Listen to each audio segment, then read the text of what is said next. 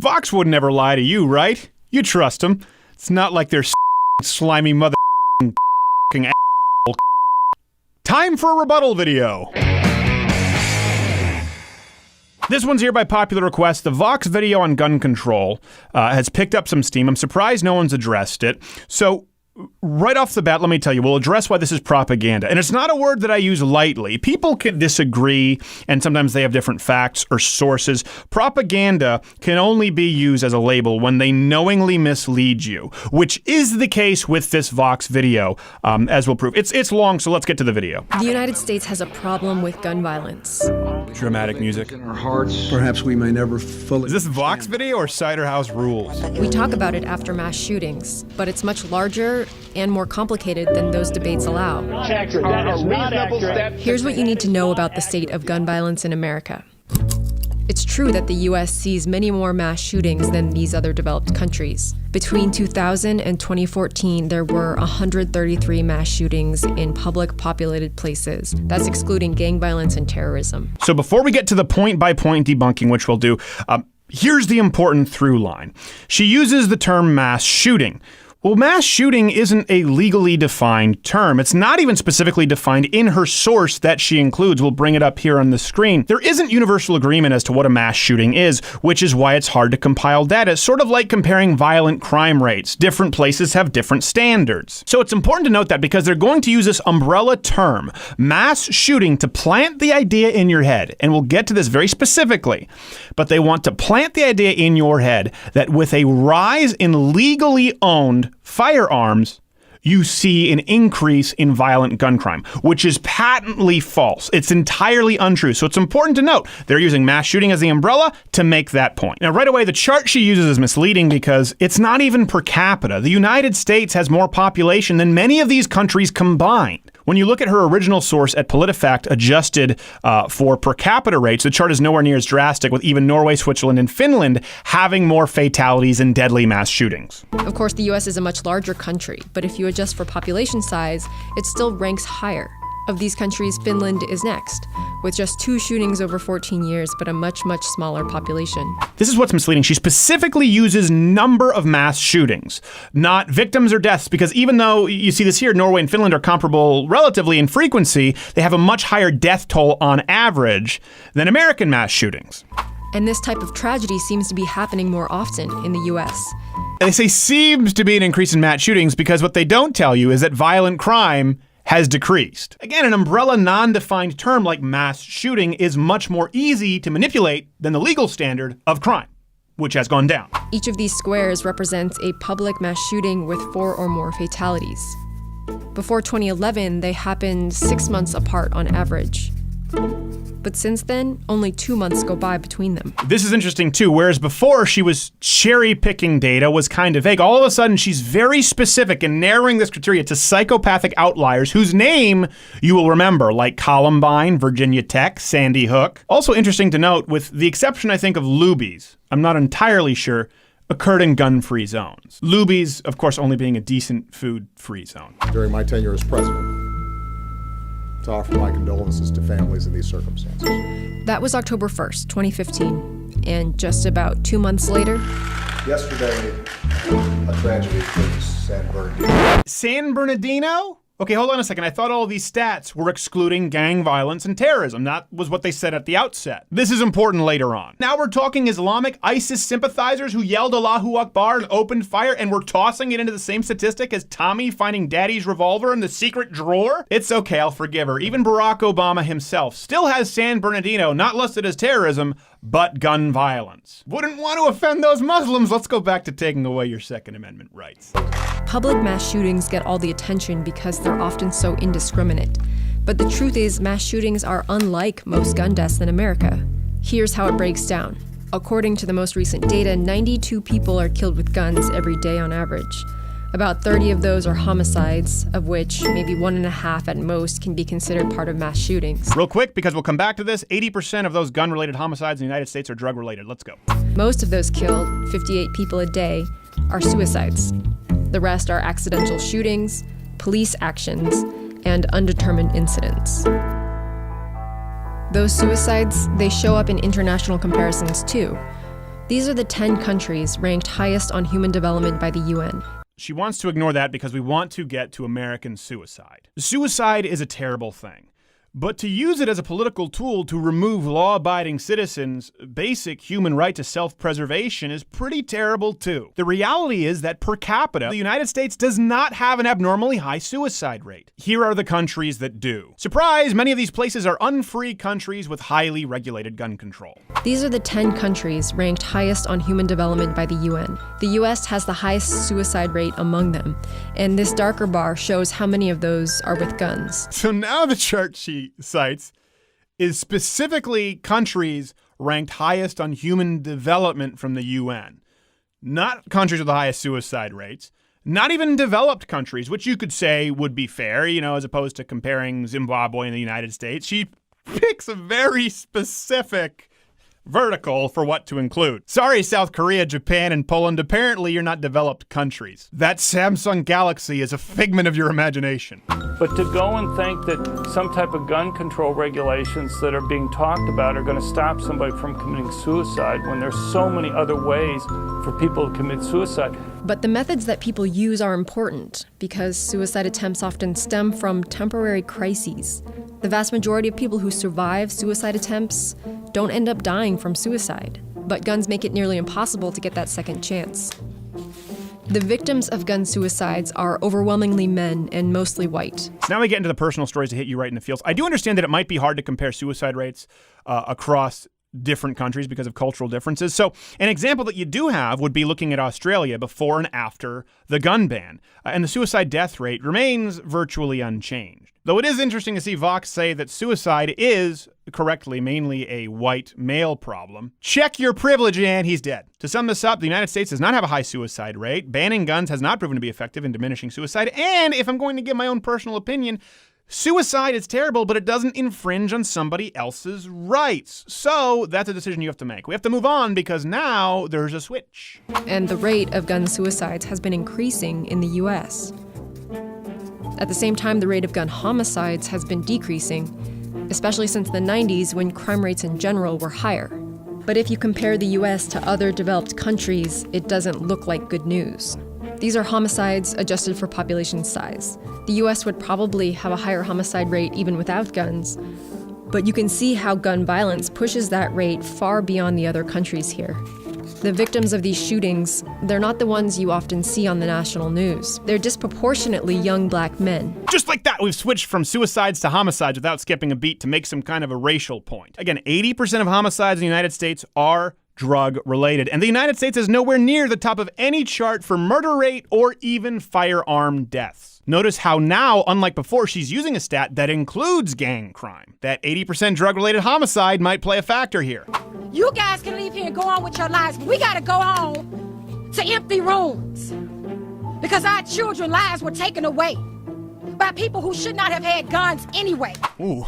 Who's yelling at me like I shouldn't have a gun. Again, anecdotal information to personally manipulate the viewer. Now, it's sad that this lady lost her son, but her son was shot by gang members. Statistically, gang members aren't buying their heat at Walmart. As a matter of fact, one of the shooters involved in this incident already was a criminal not legally capable of purchasing a gun, regardless of whether the gun was legal in the first place. Side note, Chicago has some of the strictest gun laws in the country, also the highest homicide rate. One possible explanation is that the US simply has more crime than those other countries. But if you set aside homicides for a moment and look at rates of burglary or assault, you don't see that same spike that you see with homicide. Pause. Interesting fact about burglary. In the UK, with strict gun control laws, mind you, 59% of burglaries are what they call hot burglaries, which means the person is home when the house is burgled. At least they're going to say, you're being burgled. It's not as intimidating. As opposed to the United States, where only 13% of burglaries occur when the resident is home. For reference, hot burglaries have a much higher potential for violent conflict. I wonder what could be deterring said hot burglaries stateside. This is why it's important to know when you're being manipulated when someone's switching between stats that include gang violence and terrorism until they don't. Because yes, the United States certainly has more gang-on-gang crime. Europe has a startling trend of more predator against defenseless victim crime. A big factor for that we'll address later on in this video that she never mentions. It's not that America has much more crime. It's that crime in the US is much more lethal. Altogether, the number of gun deaths in the US from 2000 to 2013 exceeds the number of Americans killed by AIDS, by illegal drug overdoses, the Iraq and Afghanistan wars, and terrorism combined.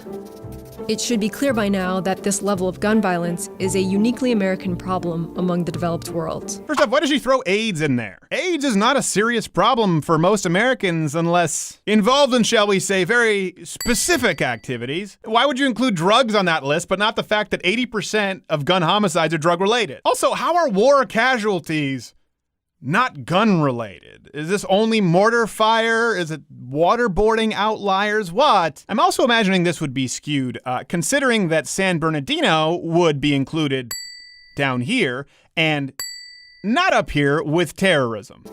It should be clear by now that this level of gun violence is a uniquely American problem among the developed world. This is important here because she finishes on the words gun violence, but this big scary black bar is not indicative of gun violence. It's total firearm-related deaths. That's important because when comparing actual gun homicide rates worldwide, the United States only ranks 28th. This is a pivotal sleight of hand here because this includes total firearm deaths right before she pivots. This level of gun violence is a uniquely American problem among the developed world. And here's one reason why. There are a ton of guns in the US. This chart shows the estimated number of guns by country. It's adjusted for population size, and it's still not even close. See, now this chart is comparing countries. But this chart is not about homicide. It's not about firearm deaths. It's only about gun ownership. All of this is designed to lead you into believing that gun ownership, legal gun ownership, results in increased violent gun crime. Important to note, if gun ownership, as seen in this chart, is so much higher, but the United States still ranks 28th in gun-related deaths, why is that the case? It also ironically unravels her own point. If gun ownership is so drastically higher in the United States, but we're only 28th ranked in overall gun homicide rate, that means proportionally legal gun owners in the United States are committing fewer crimes. If you take a look back at the 10 countries with the highest levels of human development, you can see that it's really easy to get a gun in the US. All of the other countries require a license to purchase most guns, and those purchases are recorded into an official registry. To get that license, people have to state a reason for why they want a gun. And in most of these countries, they have to pass a safety test and are required by law to store their guns safely. First off, it's funny how they put right to bear arms, singling out the United States as a negative here in this chart, which is tipping their hand because that's ultimately their end goal. But they'll tell you you're crazy, you're paranoid if you think that leftists just want to take your guns away. Brief history lesson. The United States has a Second Amendment because of a very different history than these other countries. Unlike Canada, for example, who bent over for the king, the United States decided to fight for freedom. And we wanted to hang on to that right to ensure that we were never taken over by a tyrant like, I don't know, say Hitler. Something else to note, along with the 80% drug-related gun homicide, is most gun crime occurs in heavily populated areas, urban areas, big cities. And the United States has more big cities than many countries on this list combined, which is why many crime bureaus readily admit that comparing violent crimes across different countries is nearly impossible to do. In part because of its lax laws, there are well over 300 million guns in the US, and counting. This chart doesn't reflect private sales, but it shows the number of background checks, which all federally licensed dealers have to run. It suggests that the demand for guns has been increasing steeply since Barack Obama took office. This part is absolutely true. Despite how hard it is to trust someone who can't properly spell Obama, I know. With Barack Obama's demagoguery, people were concerned, and many did exercise their Second Amendment right for the very first time. Hence the legal background checks. Oh no, wait, that's a bad thing now. Side note, violent crime has still been decreasing. Matter of fact, firearm-related homicides have gone down a whopping 39% from 1993 to 2011. Which is important to note because this steep, scary graph is designed to plant the idea in your head that more legal gun owners equals more gun crime. Not true. Matter of fact, in a study in 1994, they found that only 21% of gun crimes involved a firearm purchase through a store or traditional outlet, meaning legally. The most recent study would suggest that it's closer to between 3 and 11%. There's a variance because these issues are kind of hard to study. Felons aren't known for their truthful integrity. Again, this unravels her argument, because regardless of background checks, the amount of gun crime committed by legal firearm owners is either the same or very likely lower than before, rendering this graph irrelevant. Next point. So we've looked at gun deaths and at gun ownership. This chart puts them together. It shows that among highly developed countries, the more guns in a country, the more gun deaths. You can see that countries like Switzerland, which have relatively more guns than a country like the Netherlands, also have a higher gun death rate.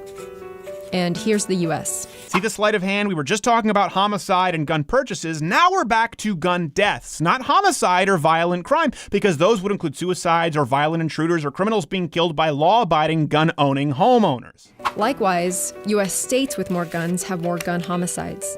There are outliers like Idaho, which has higher rates of gun ownership but low rates of gun murders. But overall, there's a correlation between gun ownership and homicide rates. And that relationship has held up in studies that control for things like poverty, unemployment, and crime. Actually, no. Those outliers can be explained because there's a strong correlation between gun deaths and big populated cities and gang violence. That's why the sleight of hand is important. Sometimes she includes it, sometimes she doesn't. And if this particular study doesn't include big cities but poverty, it renders it irrelevant because poverty is still the biggest indicator for violent crime, far more so than mere gun ownership. The correlation between gun ownership and gun deaths is even stronger for suicides. It makes sense. No, it doesn't. None of it does. Look behind you. There's what made sense. Depression with a gun is more dangerous than depression without one. Okay, this again brings us back to the fact that the United States does not have an abnormally high suicide rate. So now she wants to blame the conjoining of guns and depression. But earlier she admitted that middle-aged white men make up an abnormally high percentage of the suicide rate, even though women are more likely to suffer from depression. So again, the mind trickery. We've gone from blaming the gun to now blaming depression and the gun, which counteracts her previous statement on suicides to begin with. Likewise, fights, domestic disputes, road rage, drunkenness, all much more dangerous with a gun than without. That said, you might need different policies to keep guns away from potential mass shooters than you would to keep them out of inner city gangs or out of the hands of someone who might hurt themselves. America doesn't have a gun problem.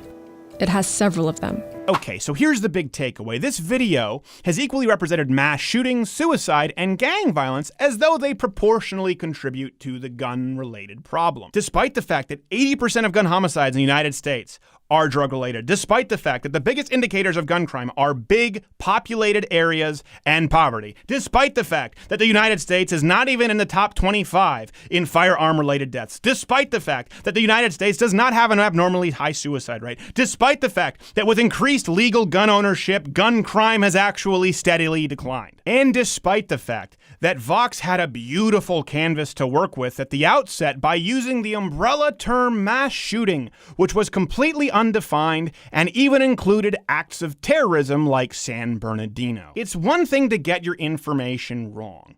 It's another to deliberately mislead people because the facts don't stack up with your narrative. So when you look at the actual statistics and data that we've presented here, there are some solutions where we could find common ground, things like Project Exile, which we've covered at the website, where you have harsh penalties for felons illegally carrying firearms, things that deter criminals from getting firearms or carrying firearms, because that is where the problem truly lies. But they'll never present this information to you at Vox. Let's assume for a second that you believed everything Vox presented here to be true, that the United States had a staggeringly high suicide rate, abnormally high homicide rate, that there was a correlation between legal gun owners and gun violence and firearm-related deaths. How could you fix that problem? That's important. They've already shown you. It wouldn't be some kind of an arbitrary assault weapons ban, which really these weapons don't comprise of most of this gun violence anyway. It wouldn't be some kind of a limitation on magazine capacities. It would have to be,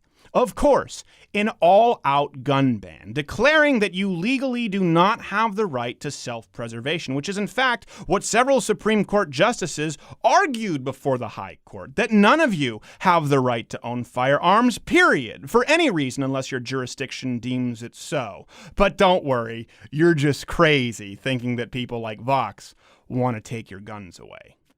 Hey, if you like this video, you must be new to the internet because there's a lot of better content out there. But if you're still here, you might want to click this big box where you can see my rebuttal to the Young Turks and their anti-firearm propaganda, or click my face here to go to the website where you can find all of our references and sources linked for this video. You don't have to take my word for it. There's also a video below me. I don't know what it is. That was a LeVar Burton reference, Reading Rainbow.